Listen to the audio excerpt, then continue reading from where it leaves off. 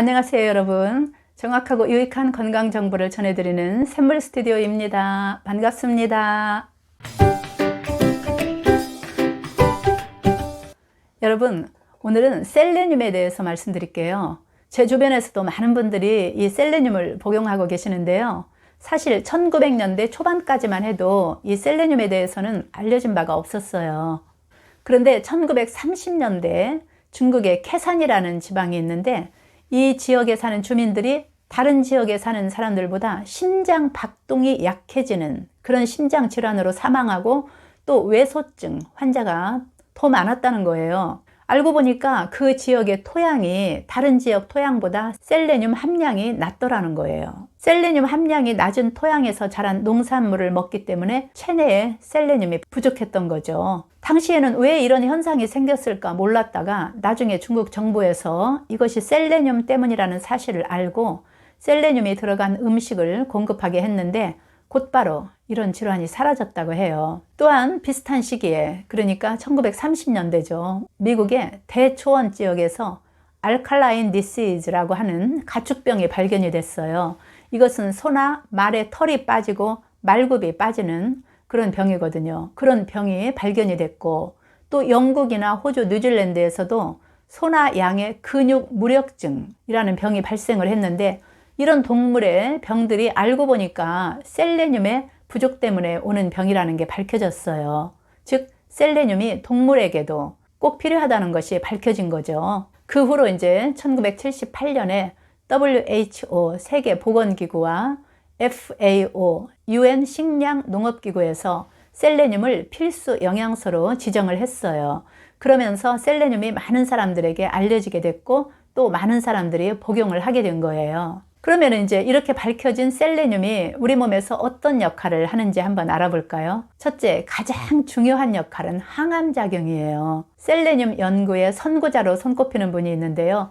게하드 스크라우저 박사라는 분인데요. 이분이 27개 나라의 식습관을 보고 셀레늄 함량과 암의 상관관계를 조사해서 발표를 했는데요. 셀레늄 섭취량과 암의 발생이 반비례 관계에 있다는 것을 밝혀냈어요. 즉, 셀레늄 섭취가 많은 사람이 암 발병률이 낮고 셀레늄 섭취가 적은 사람이 암 발병률이 높았다는 거죠.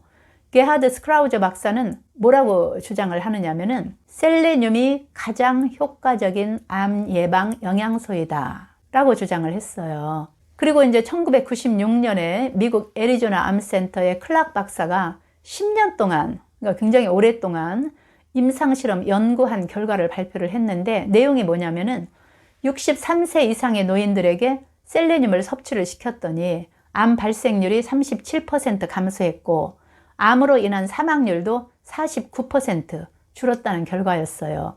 그 이후에 이제 셀레늄은 기적의 원소, 꿈의 원소라는 별칭을 얻게 됐어요. 다음은 네덜란드의 메스트리치트 대학 연구팀이 위장관학 저널 World Journal of Gastroenterology라고 하는 유명한 그 잡지가 있거든요. 이 잡지에 밝힌 논문인데요. 셀레늄을 가장 많이 섭취하는 사람들이 식도암 발병 위험이 가장 낮았다. 이런 내용이었어요. 그리고 이제 연구에 의하면 암 환자들은 정상인에 비해서 혈중 셀레늄 농도가 약 6분의 1 정도로 낮다고 해요. 이렇게 이제 게하드 스크라우저 박사의 연구 결과 이후에 많은 학자들이 셀레늄을 충분히 먹었을 때 암의 발병률이 줄어든다는 연구 결과를 굉장히 많이 발표를 했어요.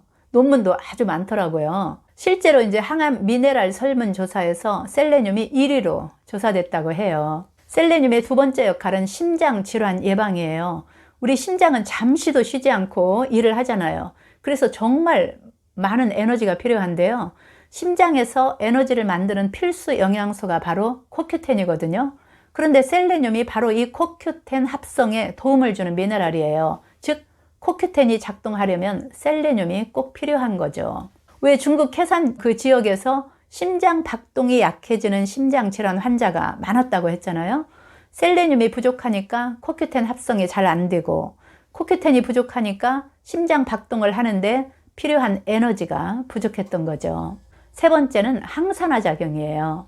우리가 이제 대표적인 항산화 영양소로 비타민 C, 비타민 A, 비타민 E를 꼽잖아요.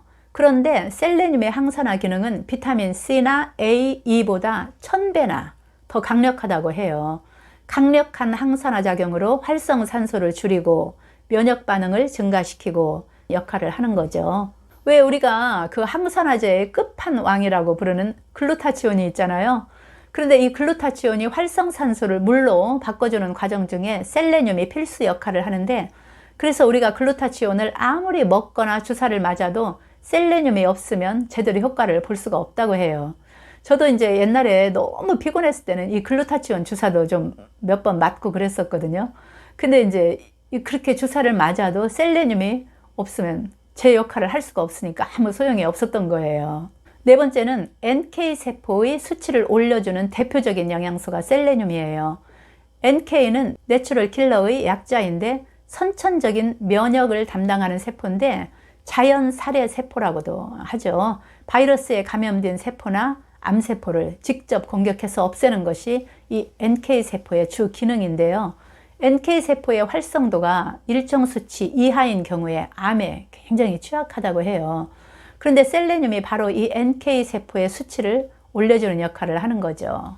그 밖에도 이제 셀레늄의 기능은 피부 건강과 미용에 좋은데요. 셀레늄이 적으면 염증성 질환에 잘 걸리게 되는데 대표적으로 이제 여드름이나 뭐 습진, 건성 등이 있고요. 리포푸신이라는 그 어두운 색소가 있는데 셀레늄이 리포푸신이 생기는 것을 억제해서 기미나 뭐 검버섯 예방에 도움을 준다고 해요. 또한 우리 세포의 그 에너지 공장인 미토콘드리아의 손상을 막아주고 수은 중독을 예방하는 데 도움을 준다고 하고, 우리 몸 안에서 약 25가지 그 단백질 내지는 효소의 필수 구성 성분이 바로 셀레늄이기도 해요. 그런데 우리나라는 국토의 거의 70% 정도가 셀레늄 함량이 적은 화강암으로 이루어져 있는데, 이런 땅에서 재배되고 있는 식물은 셀레늄 함유량이 적기 때문에 국민의 약 80% 정도가 셀레늄을 부족하게 섭취한다고 해요. 셀레늄이 많이 들어있는 식품으로는 육류, 어류, 견과류, 굴, 참치 등이 있고요. 가장 대표적인 식품은 브라질 너트예요. 그 견과류 있잖아요. 육류나 어류에 많이 들어있는데 토양에 뭐 셀레늄 부족과 무슨 관계가 있느냐라고 말씀하실 수도 있는데, 결국 동물도 식물을 먹고 자라잖아요. 셀레늄은 미네랄이기 때문에 우리 몸에서 합성되는 것이 아니라 식품을 통해서 이제 우리가 섭취를 하는 거거든요. 그래서 셀레늄이 부족한 풀을 먹고 자란 육류에는 셀레늄이 부족하게 들어있는 거예요. 권장 복용량은 100에서 200 마이크로그램이고요. 상한 섭취량은 400 마이크로그램이에요. 800 마이크로그램 이상을 장복할 경우에 부작용이 나타날 수가 있는데, 대표적인 부작용은 신경장애, 구토, 설사, 그 다음에 치아의 색깔이 이제 변색이 되는 증상이 있고요. 또 피로 등이 있는데, 일반적으로 뭐 우리가 그렇게 과하게 먹을 일은 거의 없는 것 같아요. 실제로 병원에서 이제 치료 목적으로 쓸 때는 1000에서 2000 마이크로그램을 쓰기도 한다고 하는데, 저는 하루에 200 마이크로그램을 먹고 있어요. 여러분, 오늘은 셀레늄에 대해서 말씀드렸는데요. 제가 공부하고 제 몸에 직접 임상실험하면서 알게 된 여러 가지 그 영양제의 효능을 여러분들도 경험했으면 좋겠어요. 끝까지 들어주셔서 감사드리고요. 구독과 좋아요 부탁드려요. 건강하세요. 감사합니다.